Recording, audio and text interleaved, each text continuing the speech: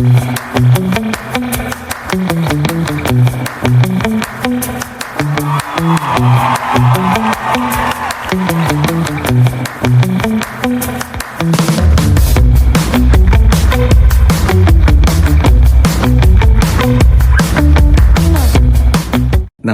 കൂട്ടുകാരെ. ഇന്നത്തെ ഈ വീഡിയോ വിദേശങ്ങളിൽ വർക്ക് ചെയ്യുന്ന എൻ്റെ കുഞ്ഞു കൂട്ടുകാർക്ക് വേണ്ടിയിട്ടാണ്.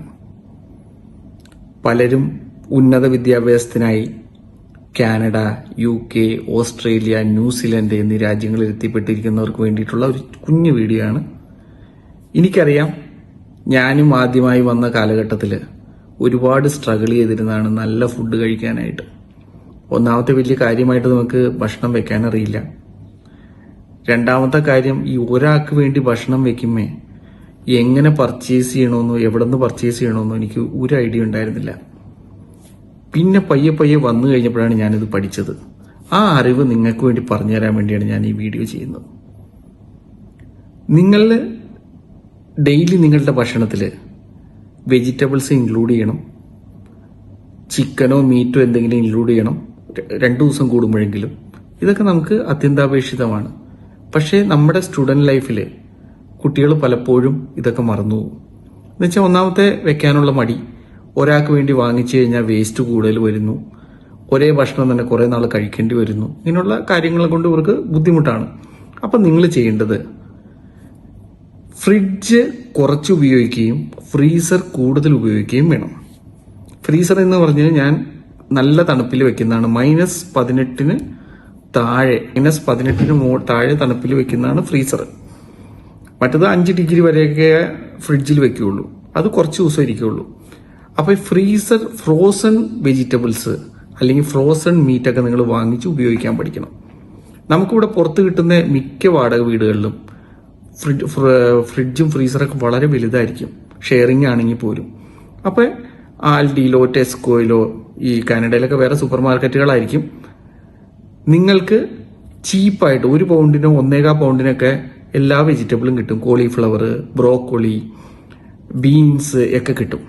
ഒരു പാക്കറ്റ് ബീൻസ്, ഇന്ന് ഞാൻ കാണിക്കുന്ന ഒരു പാക്കറ്റ് ബീൻസ് ഞാൻ വാങ്ങിച്ചത് ലിഡിൽ നിന്നാണ് കേട്ടോ. 1.25 പൗണ്ടേ ആയുള്ളൂ എനിക്കത് വാങ്ങിക്കണം. 1 പൗണ്ടും 15 പെന്നിയാണ് അതിന്റെ ചെലവ്. അത് ഒരു ട്രേയിലേക്ക് ഇട്ട് മുളക് പൊടിയും മഞ്ഞപ്പൊടിയും ഇച്ചിരി ഓയിലും, ഒലിവ് ഓയിൽ ഇടണമെങ്കിൽ ഒലിവ് ഓയിൽ, അല്ലെങ്കിൽ നിങ്ങൾക്ക് അവൈലബിൾ ആയിട്ടുള്ള ഓയിൽ, 2-3 അല്ലി വെളുത്തുള്ളിയും ഇട്ട് കഴിഞ്ഞ് നിങ്ങളൊന്ന് ബേക്ക് ചെയ്തെടുത്തു കഴിഞ്ഞാൽ നിങ്ങൾക്കത് ഒരാഴ്ചത്തേക്ക് കുറേശ്ശെ എടുക്കാനുള്ള പച്ചക്കറി ഉണ്ട്. ഒരു തവണ കുക്ക് ചെയ്ത് കഴിഞ്ഞാൽ പിന്നെ നിങ്ങൾ ഫ്രിഡ്ജിൽ വെച്ചാൽ മതി. അതവിടെ കേടുകൂടാതെ ഇരുന്നോളൂ. നിങ്ങളുടെ ആവശ്യത്തിന് കുറേശ്ശെ എടുക്കാം. ഇപ്പം നിങ്ങൾ ജോലിക്ക് പോകണവരായിരിക്കും, പഠിത്തം കഴിഞ്ഞാൽ നേരെ ജോലിക്ക് വേണ്ടി ഓട്ടത്തിലായിരിക്കും.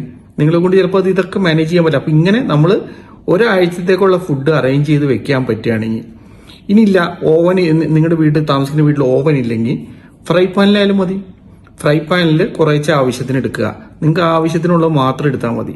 ആവശ്യത്തിന് മാത്രം എടുത്ത് ഇച്ചിരി വെള്ളവും കൂടി ഒഴിച്ച്, വെള്ളത്തിന് എപ്പോഴും കെറ്റിൽ ഉപയോഗിക്കാൻ നോക്കുക. നിങ്ങളുടെ വീട്ടിലുള്ള ഉപകരണങ്ങൾ പൂർണ്ണമായിട്ട് ഉപയോഗിക്കുക. മൈക്രോവേവ് ആയിക്കോട്ടെ, കെറ്റിലായിക്കോട്ടെ, ഇങ്ങനത്തെ ഉപകരണങ്ങൾ നിങ്ങളുടെ സമയം ഒരുപാട് ലാഭിക്കും. ചൂടുവെള്ളമൊക്കെ പെട്ടെന്ന് കിട്ടും. ഇച്ചിരി ചൂടുവെള്ളം ഒഴിച്ച് ഫ്രൈ പാനിൽ നിങ്ങളുടെ ആവശ്യത്തിന് 1 വാളനോ 2 വാളനോ പച്ചക്കറി ഇടുക. പച്ചക്കറി ഇട്ട് കഴിഞ്ഞ് ഫ്രോസണിൽ നിന്ന് നേരിട്ട് എടുത്തിട്ട് ഫ്രൈ പാനിൽ വെച്ച് അടച്ചു വെച്ച് വേവിച്ച വെള്ളം വറ്റാറാകുമ്പോഴത്തേക്കും കുറച്ച് ഓയിലും കുറച്ച് ഗാർലിക്കൊക്കെ കുരുകുരാന്ന് ചോപ്പ് ചെയ്ത് ഇട്ട് കഴിഞ്ഞാൽ മുളക് പൊടിയും ഇടുക, മഞ്ഞപ്പൊടി ഇടുക, നിങ്ങളുടെ കറികളായി. നിങ്ങൾ ട്രഡീഷണൽ രീതിയിൽ വെക്കാൻ നോക്കാതിരിക്കുകയായിരിക്കും നല്ലത്. എളുപ്പത്തിന് നിങ്ങൾ ഷോർട്ട് കട്ടിൽ കൂടെ ചെയ്യാൻ ശ്രമിക്കുക. പിന്നെ വേറൊരു കാര്യമുള്ളത്, ഇപ്പം നമ്മൾ വെജിറ്റബിളിൻ്റെ കാര്യം പറഞ്ഞു, അതുപോലെ തന്നെ ഈ സവാളയും ഗാർലിക്കൊക്കെ നമ്മൾ വാങ്ങിച്ചു കഴിഞ്ഞാൽ ഒരാളാകുമ്പോൾ വെക്കാൻ ബുദ്ധിമുട്ടാണ്, സൂക്ഷിക്കാൻ ബുദ്ധിമുട്ടാണ്. അപ്പം നിങ്ങൾ ചെയ്യേണ്ടത് എന്താ വെച്ചാൽ, ഒരു സവാളയൊക്കെ ഒരു പാക്കറ്റ് വാങ്ങിച്ചു കഴിഞ്ഞാൽ അവധി ദിവസം നിങ്ങൾക്ക് സമയം കിട്ടുന്ന സമയത്ത് വല്ല പാട്ടൊക്കെ കേട്ടോ, നിങ്ങൾ പാട്ടൊക്കെ കേട്ട് കുരുകുരാന്ന് കട്ട് ചെയ്ത് അലുമിനിയം ഫോയിൽ വെച്ച് മടക്കി ഓരോരോ പോർഷനുകൾ, ഓരോ ആവശ്യത്തിനുള്ള പോർഷനുകളായിട്ട് മടക്കി ഓരോ പ്ലാസ്റ്റിക്കിന്റെ കണ്ടെയ്നറിലാക്കി, പൗണ്ട്ലാൻഡിലോ ലിഡിലൊക്കെ കണ്ടെയ്നറുകൾ വളരെ ചീപ്പായിട്ട് കിട്ടും. ഈ കണ്ടെയ്നറിലാക്കി നിങ്ങൾ അതും ഫ്രീസ് ചെയ്യുക. നിങ്ങൾക്ക് ആവശ്യമുള്ളപ്പോൾ അത് അവിടെ നിന്ന് ഫ്രീസറിൽ നിന്ന് എടുക്കുക, ഒരു പോർഷൻ എടുക്കുക, നേരെ വെളിച്ചെണ്ണയിലേക്ക് ചൂടായ എണ്ണയിലേക്ക് ഇടുക, കുക്ക് ചെയ്യുക. അതുപോലെ തന്നെ ഗാർലിക്കും അങ്ങനെ തന്നെ, അത് നിങ്ങൾ ചെയ്യേണ്ട അങ്ങനെ തന്നെയാണ്. ഇതൊക്കെ അപ്പം നിങ്ങൾക്ക് ഒരു തവണ വാങ്ങിച്ചു കഴിഞ്ഞാൽ അത് കേടാവാതെ ഇരിക്കുകയും ചെയ്യും. അല്ലെങ്കിൽ പിന്നെ നിങ്ങൾ ഒരു തവണ വാങ്ങിച്ചു, ഒരു സവാള എടുത്തു, അത് കഴിഞ്ഞ് പിന്നെ നിങ്ങൾ കുക്ക് ചെയ്യണത് ചിലപ്പോൾ ഒരാഴ്ച കഴിഞ്ഞിട്ടായിരിക്കും. ഒരാഴ്ച കഴിഞ്ഞ് നിങ്ങൾ കുക്ക് ചെയ്യുമ്പോഴത്തേക്ക് ആ സവാള ചീത്തയായിട്ടുണ്ടാവും.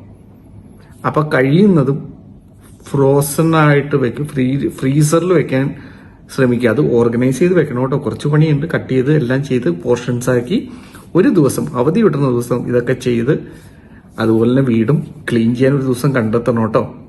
ഷെയറിങ് ആണെങ്കിൽ പോലും മറ്റുള്ളവർക്ക് ബുദ്ധിമുട്ടാവരുത്, നമ്മളെ കൊണ്ട് മറ്റുള്ളവർക്ക് ബുദ്ധിമുട്ടാവരുത്. ആര് പറഞ്ഞാലും ഈ കക്ഷി കൊള്ളാട്ടോ, ഷെയറിംഗ് ഒക്കെ താമസിക്കാൻ കുഴപ്പമില്ലാത്തതാണെന്ന് എല്ലാവരെ കൊണ്ടും നല്ലത് പറയിപ്പിക്കാൻ ശ്രമിക്കുക.